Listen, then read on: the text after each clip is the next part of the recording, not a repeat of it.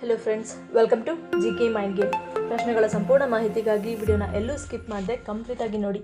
ಇವತ್ತಿನ ಪ್ರಶ್ನೆಗಳಲ್ಲಿ ಮೊದಲನೇ ಪ್ರಶ್ನೆ, ಸುಪ್ರೀಂ ಕೋರ್ಟ್ನ ಹೊಸ ಧ್ವಜ ಲಾಂಛನವು ಏನನ್ನು ಒಳಗೊಂಡಿದೆ? Options: A Ashoka Chakra, B ಸಂವಿಧಾನ, ಸಿ ಮಹಾತ್ಮ ಗಾಂಧಿ, ಡಿ ನ್ಯಾಯದೇವತೆ.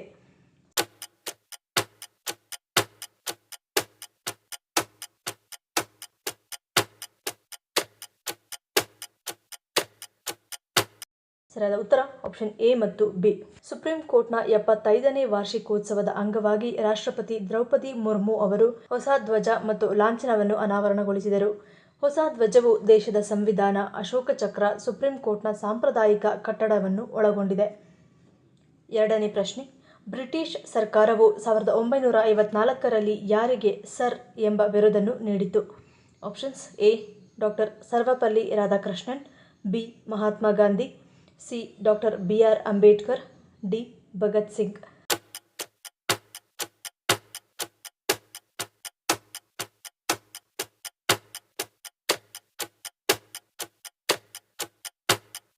ಸರಿಯಾದ ಉತ್ತರ option A doctor Sarvepalli Radhakrishnan. ಸ್ವತಂತ್ರ ಭಾರತದ ಎರಡನೇ ರಾಷ್ಟ್ರಪತಿ ಡಾಕ್ಟರ್ ಸರ್ವಪಲ್ಲಿ ರಾಧಾಕೃಷ್ಣನ್ ಅವರು ಸೆಪ್ಟೆಂಬರ್ 5, 1888ರಂದು ಜನಿಸಿದರು.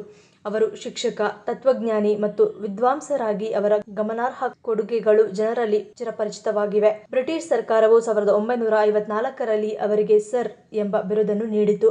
ಅವರು ಶ್ರೇಷ್ಠ ಶಿಕ್ಷಣ ತಜ್ಞರಾಗಿದ್ದರು ಮತ್ತು ಅವರ ಕೊಡುಗೆಗಳಿಗಾಗಿ ಅವರಿಗೆ ಭಾರತ ರತ್ನ ಪ್ರಶಸ್ತಿಯನ್ನು ನೀಡಲಾಯಿತು. 1962ರಲ್ಲಿ ಭಾರತ ಸರ್ಕಾರವು ಅವರ ಜನ್ಮದಿನವನ್ನು ಆಚರಿಸಲು ಸೆಪ್ಟೆಂಬರ್ 5ಅನ್ನು ರಾಷ್ಟ್ರೀಯ ಶಿಕ್ಷಕರ ದಿನವೆಂದು ಘೋಷಿಸಿತು. ಅಂದಿನಿಂದ ಅವರ ಜನ್ಮದಿನವನ್ನು ಶಿಕ್ಷಕರ ದಿನವನ್ನಾಗಿ ಆಚರಿಸಲಾಗುತ್ತದೆ. ಮೂರನೇ ಪ್ರಶ್ನೆ, ಯಾವ ಸಮಸ್ಯೆ ಇರುವವರು ಮೊಸರಿಗೆ ಉಪ್ಪು ಹಾಕಿ ಸೇವಿಸುವುದನ್ನು ತಪ್ಪಿಸಬೇಕು? ಆಪ್ಷನ್ಸ್: ಎ ಅಧಿಕ ಬೊಜ್ಜು, ಬಿ ಹೃದಯ ಸಮಸ್ಯೆ, ಸಿ ಥೈರಾಯ್ಡ್, ಡಿ ಅಧಿಕ ರಕ್ತದೊತ್ತಡ.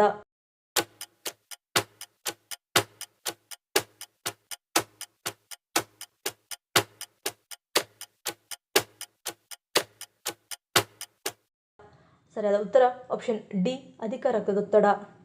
ಅಧಿಕ ರಕ್ತದೊತ್ತಡದ ಸಮಸ್ಯೆ ಇರುವವರು ಮೊಸರಿನಲ್ಲಿ ಉಪ್ಪನ್ನು ಸೇವಿಸುವುದನ್ನು ತಪ್ಪಿಸಬೇಕು, ಏಕೆಂದರೆ ಇದು ಅವರ ರಕ್ತದೊತ್ತಡವನ್ನು ಹೆಚ್ಚಿಸಬಹುದು. ಅಲ್ಲದೆ ಮೊಸರಿನಲ್ಲಿ ಉಪ್ಪನ್ನು ಸೇವಿಸುವುದರಿಂದ ಬುದ್ಧಿಮಾಂದ್ಯತೆ, ಅಧಿಕ ರಕ್ತದೊತ್ತಡ, ಪಾರ್ಶ್ವವಾಯು ಮತ್ತು ಹೃದಯ ಸಂಬಂಧಿ ಕಾಯಿಲೆಗಳ ಅಪಾಯವನ್ನು ಹೆಚ್ಚಿಸುತ್ತದೆ.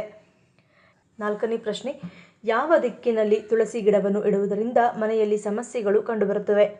ಆಪ್ಷನ್ಸ್: ಎ ನೈಋತ್ಯ, ಬಿ ಈಶಾನ್ಯ, ಸಿ ವಾಯುವ್ಯ, ಡಿ ಆಗ್ನೇಯ.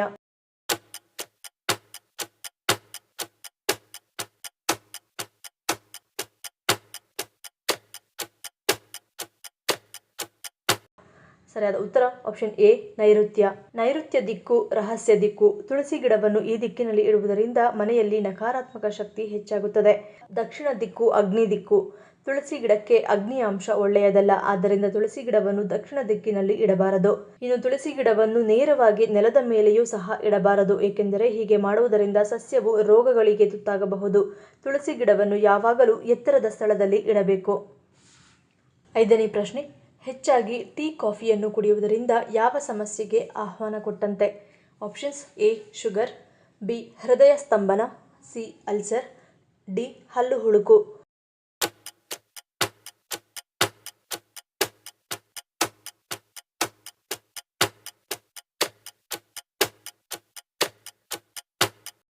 ಸರಿಯಾದ ಉತ್ತರ ಆಪ್ಷನ್ ಬಿ ಹೃದಯ ಸ್ತಂಭನ. ಕೆಫೇನ್ ಒಂದು ರೀತಿಯ ವಿಷವಿದ್ದಂತೆ, ನಿಧಾನವಾಗಿ ದೇಹವನ್ನು ಕೊಲ್ಲುತ್ತದೆ. ಅತಿಯಾದ ಟೀ ಅಥವಾ ಕಾಫಿಯ ಸೇವನೆ ಹೃದಯ ಸ್ತಂಭನಕ್ಕೆ ಕಾರಣವಾಗುತ್ತದೆ. 10 ಗ್ರಾಂಗಿಂತ ಹೆಚ್ಚಿನ ಕೆಫೇನ್ ಅಂಶವನ್ನು ದೇಹಕ್ಕೆ ಪ್ರತಿನಿತ್ಯ ನೀಡಿದರೆ ಹೃದಯಕ್ಕೆ ಸಂಬಂಧಿಸಿದ ಕಾಯಿಲೆಗಳಿಗೆ ನಾವಾಗಿಯೇ ಆಹ್ವಾನ ನೀಡಿದಂತೆ.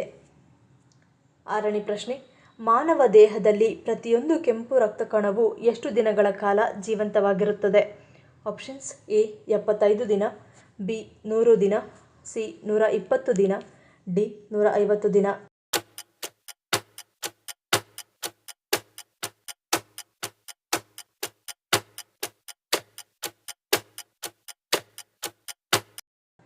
ಸರಿಯಾದ ಉತ್ತರ ಆಪ್ಷನ್ ಸಿ 120 ದಿನ.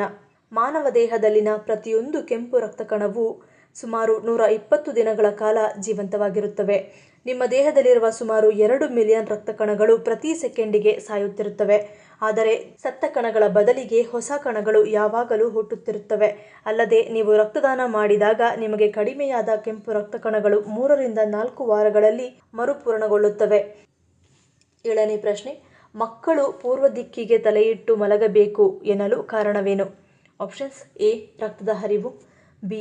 ಉತ್ತಮ ಸ್ಮರಣೆ, ಸಿ. ಕನಸುಗಳು ಬೀಳುವುದಿಲ್ಲ, ಡಿ. ಆಯಸ್ಸು ಹೆಚ್ಚಳ.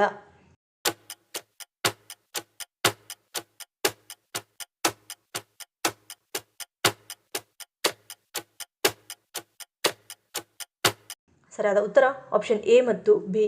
ಪೂರ್ವದಲ್ಲಿ ಸೂರ್ಯನು ಮೊದಲು ಉದಯಿಸುತ್ತಾನೆ ಮತ್ತು ನಿಮ್ಮ ಭೌತಿಕ ದೇಹಕ್ಕೆ ವ್ಯತಿರಿಕ್ತವಾಗಿರದ ಧನಾತ್ಮಕ ಶಕ್ತಿಯನ್ನು ಹೊಂದಿರುತ್ತದೆ. ಉತ್ತಮ ಸ್ಮರಣೆ ಮತ್ತು ಶೈಕ್ಷಣಿಕ ಸಾಧನೆಗಳಿಗಾಗಿ ತಜ್ಞರು ವಿಶೇಷವಾಗಿ ಪೂರ್ವವನ್ನು ಶಿಫಾರಸು ಮಾಡುತ್ತಾರೆ. ಇದು ಮೆದುಳಿಗೆ ಉತ್ತಮ ರಕ್ತದ ಹರಿವನ್ನು ಒದಗಿಸುತ್ತದೆ. ಇದು ವಿದ್ಯಾರ್ಥಿಗಳು, ಪ್ರಾಧ್ಯಾಪಕರು ಮತ್ತು ವಿದ್ವಾಂಸರು ಮುಂತಾದ ಶೈಕ್ಷಣಿಕ ಕ್ಷೇತ್ರದವರಿಗೆ ಅವಶ್ಯಕವಾಗಿದೆ. ನೈಸರ್ಗಿಕ ಶಕ್ತಿಗಳು ಮತ್ತು ಶಕ್ತಿಗಳೊಂದಿಗೆ ತನ್ನನ್ನು ತಾನು ಜೋಡಿಸಿಕೊಳ್ಳುವ ಪ್ರಾಮುಖ್ಯತೆಯನ್ನು ವಾಸ್ತು ಒತ್ತಿ ಹೇಳುತ್ತದೆ ಮತ್ತು ಪೂರ್ವದ ಕಡೆಗೆ ತಲೆ ಇಟ್ಟು ಮಲಗುವುದು ಮನಸ್ಸು ಮತ್ತು ದೇಹವನ್ನು ಧನಾತ್ಮಕವಾಗಿ ಪರಿಣಾಮ ಬೀರುತ್ತದೆ. 8ನೇ ಪ್ರಶ್ನೆ, ಗಣಪತಿಯ ಪೂಜೆಗೆ ಯಾವುದು ನಿಷಿದ್ಧ ಅಥವಾ ಯಾವುದರಿಂದ ಪೂಜಿಸಬಾರದು? Options: A. ಕಣಗಲೆ ಹೂವು, ಬಿ. ಗರಿಕೆ, ಸಿ. ಕಮಲ, ಡಿ. ತುಳಸಿ.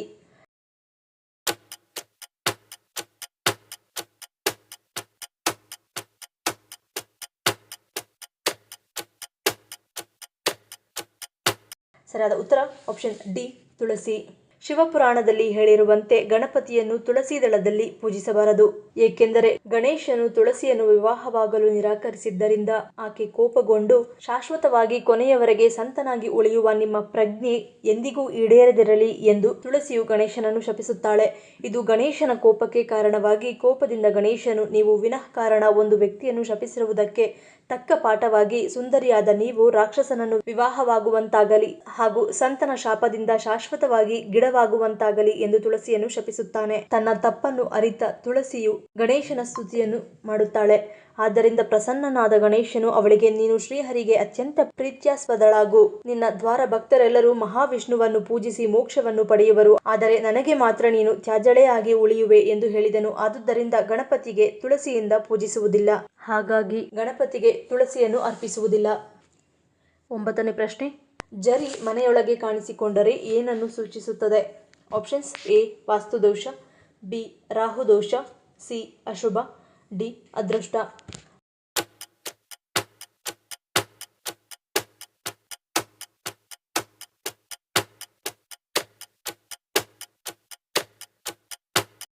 ಸರಿಯಾದ ಉತ್ತರ ಈ ಮೇಲಿನ ಎಲ್ಲವೂ.